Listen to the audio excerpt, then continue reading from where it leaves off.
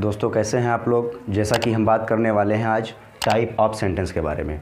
ठीक है, type of sentence क्या होता है, हमने पिछले वीडियो में आपको पार्ट ऑफ सेंटेंस के बारे में बताया था और उसमें हमने आपको एक फार्मूला लिखाया था, subject plus helping verb plus main verb plus object. ठीक है, तो उस फार्मूला को हम कहाँ अप्लाई करते हैं, affirmative, negative, interrogative and negative आपने अक्सर सुना होगा इंग्लिश ग्रामर में। तो उसी से रिलेटेड मैं ये वीडियो लेके आया हूँ कि इसमें मैं आपको बताऊँगा कि टाइप ऑफ सेंटेंस में हम उस रूल को कैसे अप्लाई करते हैं। उस रूल को अप्लाई करने का क्या मेथड है वो मैं आपको बताऊँगा। ठीक है, तो सबसे पहले हम देख लेते हैं कि सेंटेंस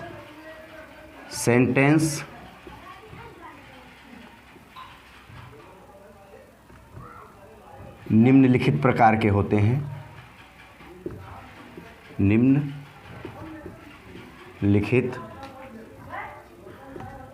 प्रकार के होते हैं, वो कौन कौन से हैं? सेंटेंस जो है निम्नलिखित प्रकार के होते हैं वो कौन कौन से हैं। ठीक है, नंबर 1 हमारा है affirmative sentence. Affirmative sentence, affirmative sentence का मतलब होता है सकारात्मक वाक्य।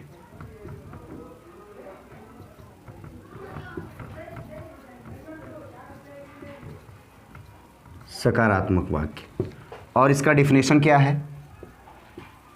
वे वाक्य जिसमें ना तो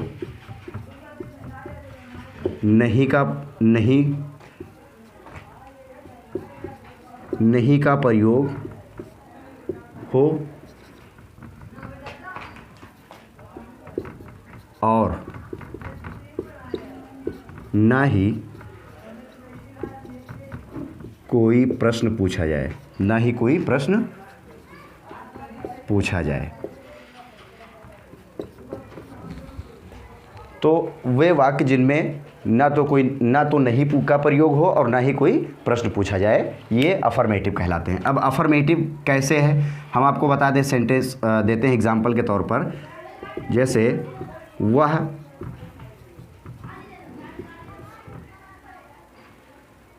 स्कूल में है, तो इस सेंटेंस से आपको क्या लगता है, क्या इसमें नहीं का प्रयोग हुआ है? नहीं हुआ है ना, तो और इसमें कोई क्वेश्चन भी नहीं पूछा गया है, तो ये क्या रहेगा आपका? अफर्मेटिव रहेगा। क्या रहेगा? अफर्मेटिव रहेगा। और अफर्मेटिव रहेगा ये। और अफर्मेटिव को बनाने का जो फार्मूला है वो है subject plus helping verb plus main verb plus object. क्या है इसका रूल? इसका रूल है subject plus helping verb plus main verb plus object. ये रूल याद रखिएगा। मैं अगला देखता हूँ। सेकंड हमारा आता है निगेटिव सेंटेंस।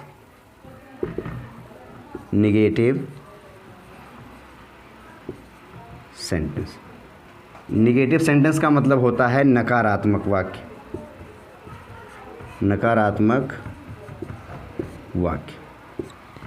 ये नकारात्मक वाक्य क्या है?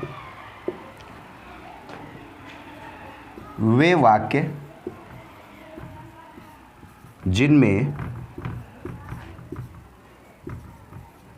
नहीं का प्रयोग, किस चीज़ का? नहीं का प्रयोग तो हुआ हो, नहीं का प्रयोग तो हुआ हो, लेकिन कोई प्रश्न ना पूछा गया हो। ऐसे सेंटेंस को क्या बोलते हैं?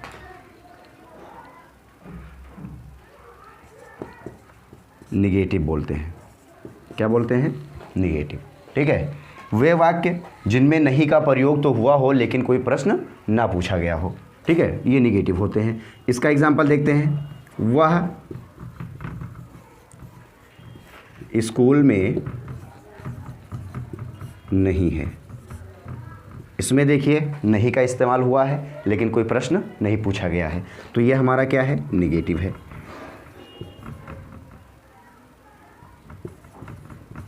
क्या है, निगेटिव है।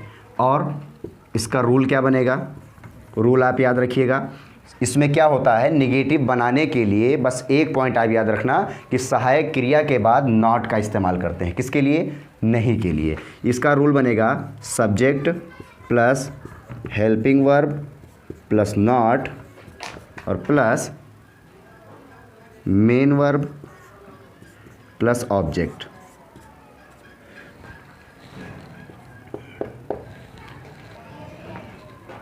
तीसरा देखते हैं। तीसरा हमारा है इंटरोगेटिव।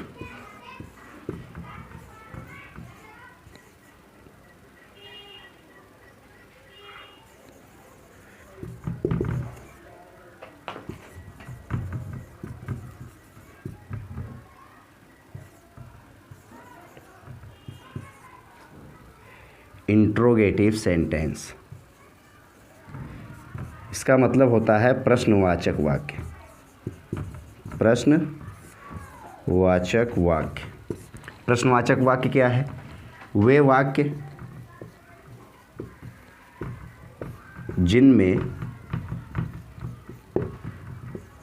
प्रश्न पूछा गया हो।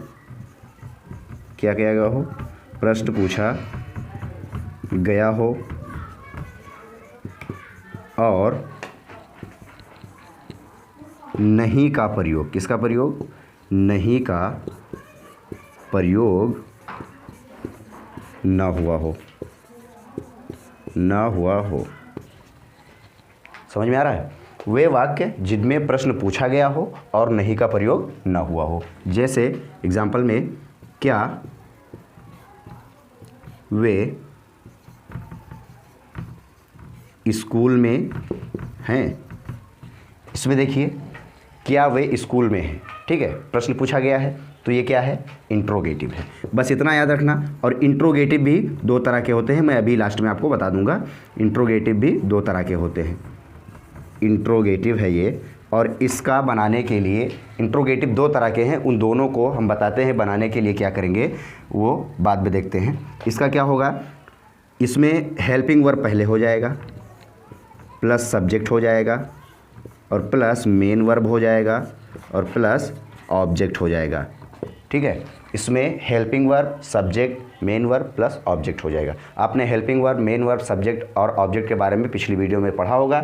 ये चीज़ें आपको याद होंगी तो ये अच्छे तरीके से समझ में आएंगी। और ये इंग्लिश ग्रामर का सबसे बेसिक और सबसे इम्पॉर्टेंट चीज़ है, जो किसी को समझ में अगर आ गया है, जिस किसी को भी ये समझ में आ गया है, उसको अंग्रेज़ी ग्रामर में ट्रांसलेट बनाने में, अंग्रेज़ी से हिंदी या हिंदी से अंग्रेज़ी करने में कभी कोई दिक्कत नहीं हुई है। तो ये चीज़ें आपको ध्यान रखना है। अब हम देखते हैं फोर्थ वाला।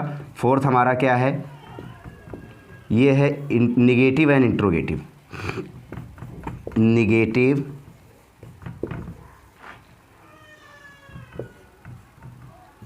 And interrogative. Negative and interrogative sentence.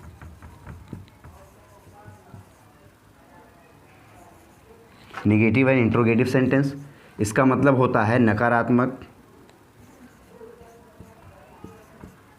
नकारात्मक निगेटिव का मतलब तो आप जानते ही हैं, और प्रश्नवाचक। कौन सा, प्रश्नवाचक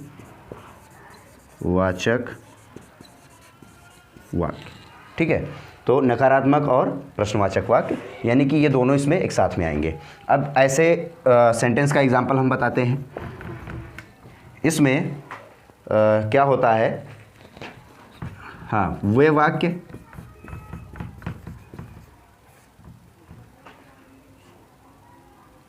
वाक्य जिनमें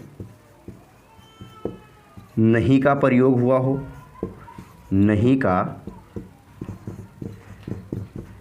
प्रयोग हुआ हो और प्रश्न भी पूछा गया हो। प्रश्न भी पूछा गया हो। प्रश्न भी पूछा गया हो। वे वाक्य जिनमें नहीं का भी प्रयोग हुआ हो और प्रश्न भी पूछा गया हो, क्या कहलाता है, निगेटिव एंड इंट्रोगेटिव कहलाता है। इसका एग्जाम्पल देखते हैं। इसके एग्जाम्पल में, क्या वे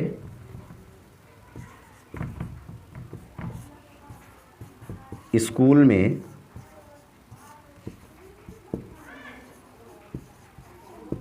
नहीं है, क्या वे स्कूल में नहीं है। हाँ, ये हो गया, क्या वे स्कूल में नहीं है। हाँ, इसके फार्मूला में याद रखना क्वेश्चन मार्क लगाना ज़रूरी है। तो ये कौन सा सेंटेंस है, ये इंट्रोगेटिव एंड निगेटिव है, यानी interrogative and negative, interrogative and negative, interrogative and negative. इसका फार्मूला क्या बनेगा, इसका बनेगा हेल्पिंग वर्ब प्लस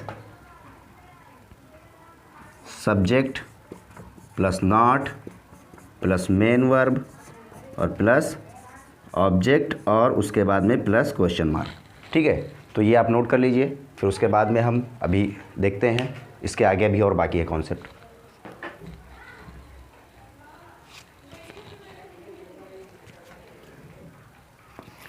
एक चीज़ ध्यान देना यहाँ पे, अफर्मेटिव, निगेटिव, इंट्रोगेटिव और निगेटिव एंड इंट्रोगेटिव 4 सेंटेंस हैं इसमें, 4 प्रकार के सेंटेंस हैं। चारों में आपने देखा कि फार्मूला वही है, फार्मूला वही है, बस इसको थोड़ा सा चेंज किया गया। थोड़ा सा चेंज क्या किया गया है, subject plus helping verb plus main verb plus object आपने पढ़ा। अगर निगेटिव आ जाता है, क्या आ जाता है, निगेटिव आ जाता है, तो इस नहीं के लिए, किसके लिए, नहीं के लिए हम हेल्पिंग वर्ब के बाद, किसके बाद, हेल्पिंग वर्ब के बाद नॉट का इस्तेमाल कर देते हैं। और इंट्रोगेटिव सेंटेंस अगर आ जाता है तो हम हेल्पिंग वर्ब सब्जेक्ट से पहले रखेंगे। किससे पहले, सब्जेक्ट से पहले हेल्पिंग वर्ब रखेंगे। और अगर इंट्रोगेटिव एंड निगेटिव आ जाता है तो इसमें भी वही नियम है, निगेटिव को हम हेल्पिंग वर्ब के बाद रखते हैं, लेकिन इंट्रोगेटिव वाला रूल अगर इसमें अप्लाई करेंगे, क्योंकि ये इंट्रोगेटिव है तो इंट्रोगेटिव वाला रूल अप्लाई करेंगे तो सिर्फ हम हेल्पिंग वर्ब को आगे लेके आते हैं और सब्जेक्ट को दूसरे नंबर पे लेके आते हैं। नॉट जहां होता है यानी मुख्य मेन वर्ब से पहले, तो वो मेन वर्ब से पहले ही रहेगा। ठीक है, तो ये ध्यान रखना।